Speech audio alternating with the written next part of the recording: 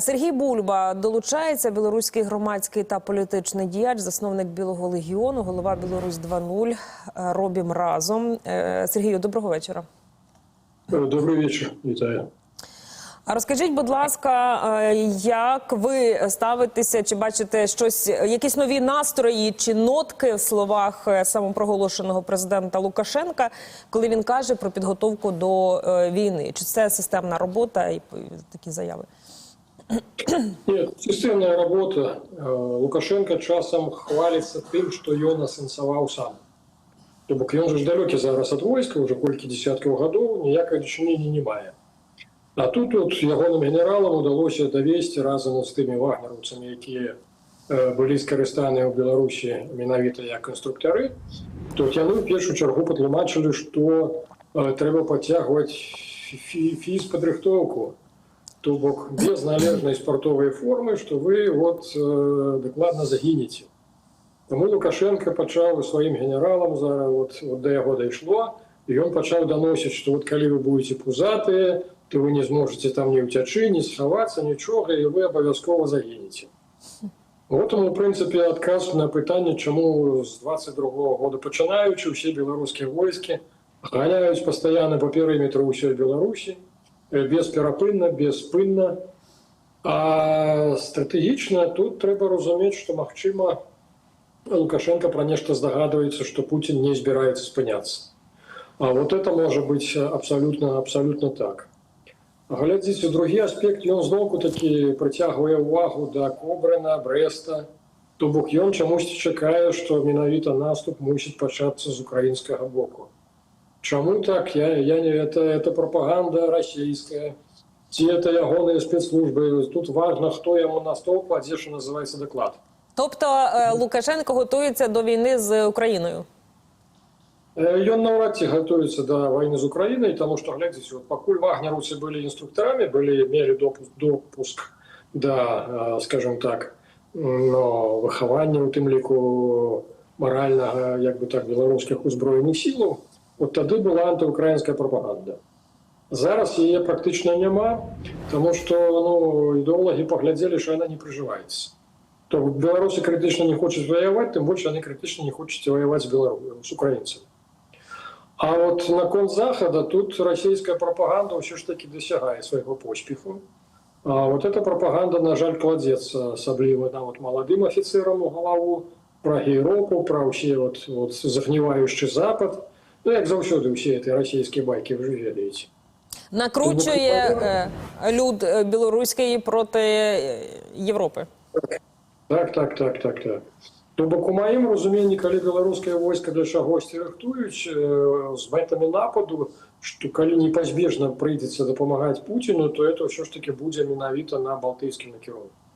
На Польщу вони навряд чи ризикнуть, тому що розуміють, що Польща має вельми серйозний потенціал. А от Литву з Латвією я остерігаюся, що якраз білорусів Росія може задіянчити. Сергію, як ви зараз оцінюєте участь, допомогу Лукашенка Путіну? Чи якось бере участь Білорусь саме зараз в злочинах Путіна? І чи буде далі тиснути Путін, щоб затягнути Білорусь в свою війну проти України? Більше.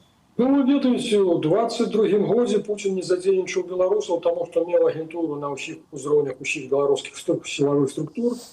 І яны бачылі, што беларусы крытычна не гатовыя да вайны, яны не хочуць ваяваць. На той момант яны яшчэ дроны не былі настолькі распаўсюджаны, не было такіх кілзонаў, што называецца. І яны разлічвалі, канешне, што напрыклад, чеченскія заградотрады пойдуць за беларусамі, каб тыя назад не ўцякалі. Ну, глядзячы па досведу вайны 14-15. Не 24 а 25, а менавіта 14-15 яны разлічвалі на такія протаколы. Але ж яны зразумелі, што беларусы тады могуць проста на лініі боесутыкнення, проста могуць пераходзіць у тым ліку разам з баявой тэхнікай на бок Украіны. І я лічу, што это было асноўным, чаму Путін не ўвёў беларускія войскі якраз не ўцягнуў вайну. А вот на конт Заходу я асцерагаюся, што ўсё ж такі пастаянна беларусаў накручваюць уже колькі гадоў запар, то бок яны ўжо самі вераць. что там и Польша собирается приходить, Гродно со Львовом забирать, и там летний вот Литува там собирается на нас нападать. Я не веду, хто от сапраўды кладе на стол Лукашенку ці даклады, ну але ж там часам дастаткова як бы так дзікаватыя рэчы, якія дзіка гучаць, але ж паколькі яны это робяць колькі гадоў запар, то падобна, што ён пачынае ўжо само это верыць. Сергій, от в лютому наш президент Володимир Зеленський заявляв, що Москва і Мінськ знову говорять про спільні навчання на території Білорусі. І ми прекрасно пам'ятаємо, що коли напередодні вторгнення повномасштабного Росії в Україні, якраз Білорусь і Росія проводили ці дуже масовані навчання, і вони постійно продовжувалися. І потім почався наступ на Україну. Чи зараз оцей виступ Лукашенка перед військовими і можливі ці спільні навчання з Росією свідчать про підготовку, можливо, якогось нового етапу з активним залученням Білорусі? Ну, зараз, глядите, зараз міністр оборони Хренін якраз знаходиться в Москві, але ж це планове мероприємство, там збирають усіх міністрів оборони усіх країн СНД, так звана. То бок, що от там їм буде заявлено, це раз. То бок будем глядеть уже по вертанні. По-другое, Лукашенко, глядите, ён асцерагаецца, чым больш ён вядзе перамовы з Трампом, тым больш у яго з'яўляецца як бы так, ілюзія, што ён зможа утрымацца на сваёй пасадзе. Таму што, ну, Трамп же ж пагадзіўся і вітае эту работарговлю, як я называю, вызваленне палітвязняў, якіх Лукашенко адмыслова налавіў. Хаця вот першы раз зараз, ведаеце, калі Коул прыязджаў у Мінск, то ён Лукашенко непасрэдна ўжо сказаў, што вы больш так не рабіце, што вы 10 чалавек выпускаеце, а 20 арыштоўваеце, то так не трэба рабіць. Што вот калі будзе заключена вялікая сделка са Злучанымі Штатамі, то вы выпускаеце ўсіх закладнікаў, як яны іх называюць. Яны іх не называюць палітвязнямі, яны цудоўна разумеюць, што такое Лукашенко, які ён злачынца. Таму яны свядома называюць, да, закладнікаў. І што пасля гэта ён не будзе набіраць новых. Так от, разумееце, тут неўзабаве інтарэсы Москвы і інтарэсы Мінска могуць разысціся. Для Лукашэнкі галоўнае выжыць, а не Расія. І выжыць, прычым, на пасадзе прэзідэнта. Расія для яго патрабуе яшчэ з 2020 году, каб ён больш не вылучаўся на пасаду прэзідэнта, каб ён правёў транзіт. А ён не пагаджаецца. Ён паглядзеў, што здарылася з кланам Назарбаева. Для яго это стало вельмі такім непрыемным досведам. І таму ён зрабіў усе тыя самыя крокі, што і Назарбаев. То бок ён і зрабіў всенародны сход, прызначыў сябе кіраўніком этого всенароднае сабрання, да. Але ж пры гэтым як бы абняў абедзве пасады, і прэзідэнта, і кіраўніка всенароднага сходу. Хаця, ў прынцыпе, стварылі юрыдычны казус, таму што кіраўнік якраз всенароднага сходу з'яўляецца старэйшым пасадоўцам у Беларусі. І можа ў тым ліку як бы аб'яўляць імпічмент прэзідэнту. То бок не можна спалучаць гэтыя дзве пасады. А Лукашенко пайшоў на тое, што сам напісаў, сам парушыў. То бок, глядзіце, для яго самае галоўнае зараз утрымацца, і Москва крытычна не хоча адпускаць Беларусь. Чаму колькі вот месяц уже паўтары гучыць пра тое, што што Москва, маўляў, ведае, што ў Беларусі рыхтуецца каляровая рэвалюцыя, і Москва этого не дапусціць. Вот это самое крытычнае для Лукашэнкі. Ён разумее, што калі Москва зоймецца ягонай бяспекай, то пад нож багата хто можа пайсці ў Беларусі.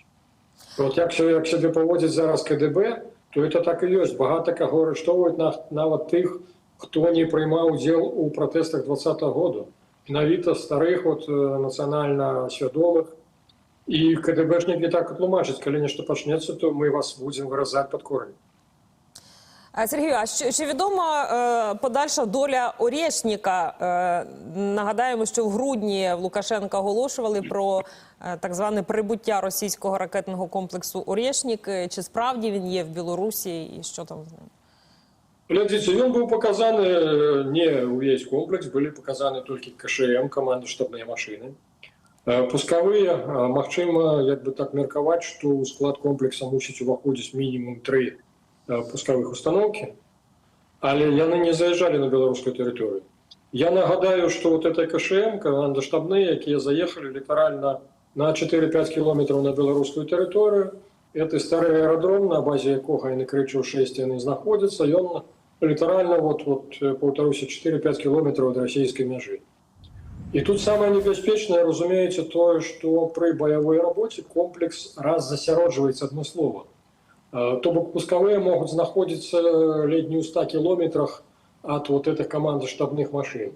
Але ж паколькі яны ўжо засведчаныя на беларускай тэрыторыі, то пры баявой рабоце як бы будуць работаць натуральна і па беларускай тэрыторыі, хаця хутчэй за ўсё менавіта пускавыя, сам пуск будзе здзяйсняцца з расійскай тэрыторыі, а не з беларускай.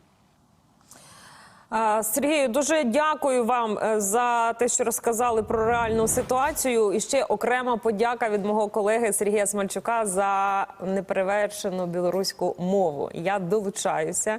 Дякуємо вам. Сергій Бульба, білоруський громадський та політичний діяч, засновник Білого легіону, голова Білорусь 2.0. Робім разом. Живе Білорусь.